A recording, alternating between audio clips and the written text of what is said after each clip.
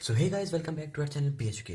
तो आज हम बात करने वाले हैं किसी भी इक्वेशन को बैलेंस करने की बेस्ट ट्रिक क्या है।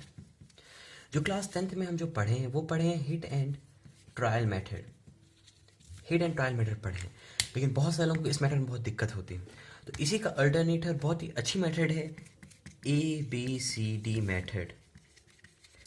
अब आप लोगों में से बहुत सारे लोग इस नाम से थोड़ा सा कंफ्यूज टाइप के हो रहे होंगे, क्या क्या मेथड है ये। तो मैं बता रहा हूँ, बहुत ही सिंपल मेथड है और बहुत ही इजी मेथड है। इस मेथड को बहुत ही आसानी से आप किसी भी इक्वेशन को बैलेंस कर सकते हैं, चाहे वो कितनी बड़ी हो या कितनी कॉम्प्लिकेटेड हो। बस आपको इसका बेसिक कॉन्सेप्ट है, उसको थोड़ा सा समझना पड़ेगा। तो चलिए बिना किसी देरी के स्टार्ट करते हैं।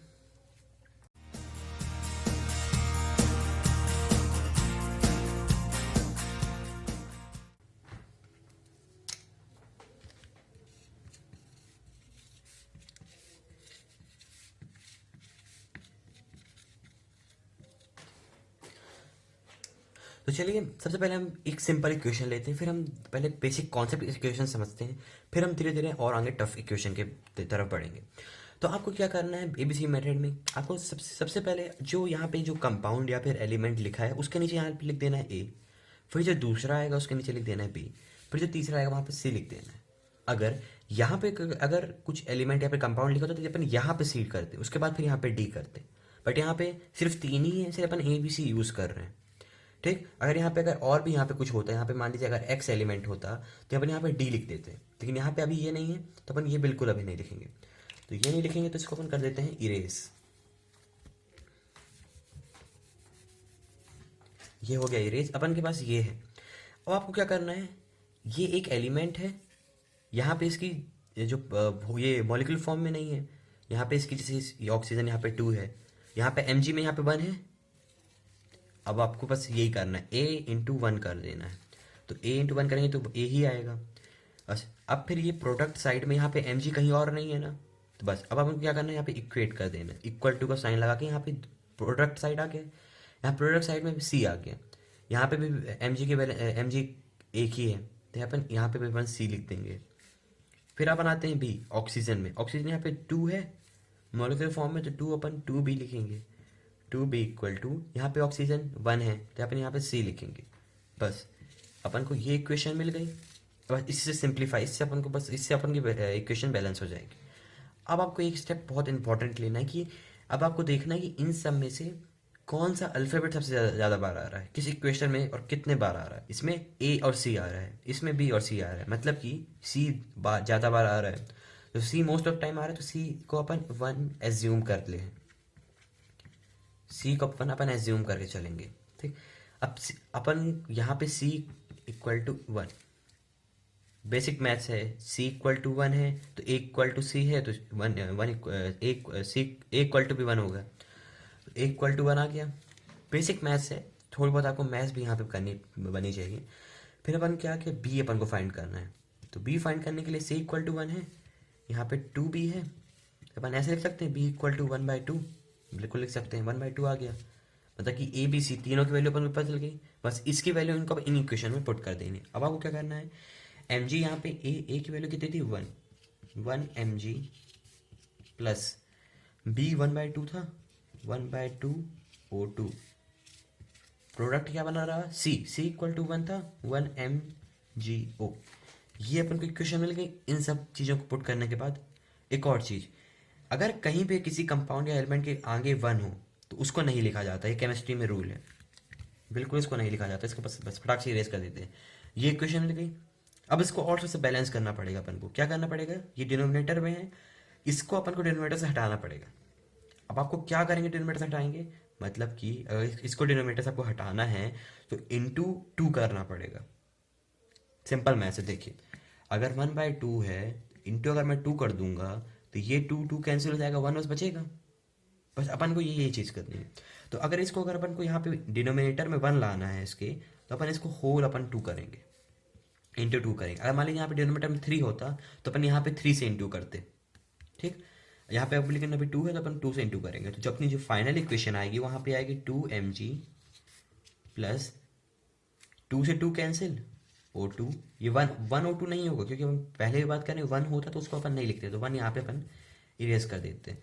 जो अपना ये बना यहाँ पे 2MgO, ये अपना फॉर्म हो गया। तो चलिए बस ये अपनी फाइनल इक्वेशन बन गई।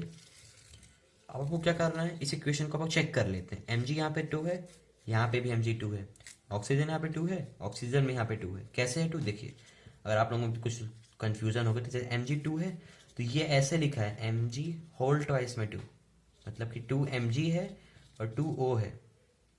ये बेसिक केमिस्ट्री, इसकी भी एक वीडियो आएगी तो उसमें आप और अच्छे से समझ लीजिएगा बेसिक केमिस्ट्री। ठीक, तो ये हो गई सिंपल इक्वेशन। अब जब आगे बढ़ते हैं तो हल्की सी टफ इक्वेशन लेते हैं। तो मैंने ये ले लिया है हल्की सी टफ इक्वेशन। टफ तो अगर नहीं होगी, अगर आप पीछे जो पहले में जो कॉन्सेप्ट समझाए अगर वो आप समझ लिए होंगे तो चलिए अपन थोड़ा सा इसको आप सॉल्व कर लेते हैं। इसको सॉल्व करने के लिए थोड़ा सा अगर इसको अपन थोड़ा सा स्पीड में करते हैं, क्या करेंगे सबसे पहले ABCD पुट करें, सब चीज़ सबकी वैल्यू ABCD अपन पुट करें हर जगह। इसके बाद Fe यहाँ पे 2 1 है, A इक्वल टू यहाँ पे 2 है तो 2C। फिर हाइड्रोजन पे आते तो यहाँ पे 2B है, फिर यहाँ पे हाइड्रोजन 2D है। ऑक्सीजन बच गया रहा तो ऑक्सीजन को अपन यहाँ पे करना पड़ेगा, मतलब कि ऑक्सीजन यहाँ पे 1 है तो यहाँ पे B इक्वल टू ऑक्सीजन यहाँ पे 3 है 3C। बस ये इक्वेशन भी बन गई। एक और चीज़, जो प्रोडक्ट है AB है तो इधर तक का बस अपन को सॉल्व करना है, क्योंकि यही चीज़ तो यहाँ रिपीट हो रहा है। अपन यहाँ इक्वेट कर देंगे, मतलब अपन को अब ये नहीं करना कि 2C, अपन को अब ये नहीं करना कि 2C इक्वल टू A, अपन ऑलरेडी यहाँ कर चुके हैं। ठीक, तो अपन को प्रोडक्ट साइड जाने की बिल्कुल ज़रूरत नहीं होती, अपन को रिएक्टेंट है वहीं पे अपन को ये सब चीज़ें मिल जाती हैं। बस अब हम क्या करना है, हमें इसमें देखना है सबसे ज़्यादा बार कौन आया है। तो इसमें A एक बार आया है और D एक बार आया है, मतलब कि जो B है और C है वो ज़्यादा बार आए हैं। तो अपन क्या करते हैं, B को ले लेते हैं। B इक्वल टू 1 लिए अपन, B इक्वल टू 1 लिए तो C इक्वल टू यहाँ पे B 1 लेंगे तो C इक्वल टू 1/3 आएगा, और A इक्वल टू C यहाँ पे 2 इंटू 1/3 विच मीन्स 2/3 A आ गया, A B C आ गया। अपन को अब D फाइंड करना है, तो D की वैल्यू आएगी, इधर से अपन को फाइंड करना है। तो ये 2 से ये 2 cancel, B equal to D, B 1 है तो D भी 1 होगा। बस अपन को ये सब वैल्यू पता चल गई, बस ये सबसे वैल्यू इनमें पुट करते हैं अपन। तो इनमें पुट करते हैं तो अपने पास इक्वेशन क्या बनेगा, A 2/3 Fe प्लस B कितना है 1H2O। ओ हो, ये देखिए 1 फिर से लिख दिया ना, ये गलती बिल्कुल नहीं करना है आपको। 1 कहीं भी नहीं, कभी भी नहीं लिखा जाता है। फिर C 1/3 Fe2O3 प्लस D 1 है, 1 फिर नहीं लिखना है अपन को। ये छोटी छोटी मिस्टेक आपको बिल्कुल नहीं भूलना है, नहीं तो मार्क्स कट जाते हैं इसमें। D तो क्या है H2, ये उनको मिल गया। अब देखना डिनोमीटर में 3 सब 2 बार आ रहा है। अब अपन को डिनोमीटर में 1 लाना है, तो क्या करेंगे अपन, होल इक्वेशन में इंटू 3 कर देंगे। तो ये 3 से ये 3 कैसे बचेगा, मतलब कि 2Fe plus 3 into H2O gives out 3 से 3 कैंसिल, Fe2O3 प्लस 3H2। ये अपन की मिल गई बैलेंस्ड इक्वेशन। चेक करना है, यहाँ पे Fe2 है, 2 बार Fe आया है, तो यहाँ पे भी Fe 2 बार आया है।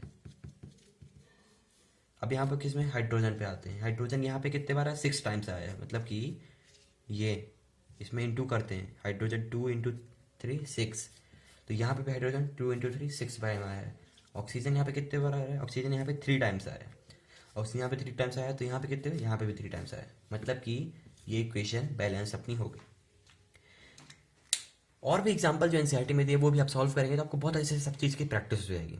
So hope you guys enjoy this video, thanks for watching.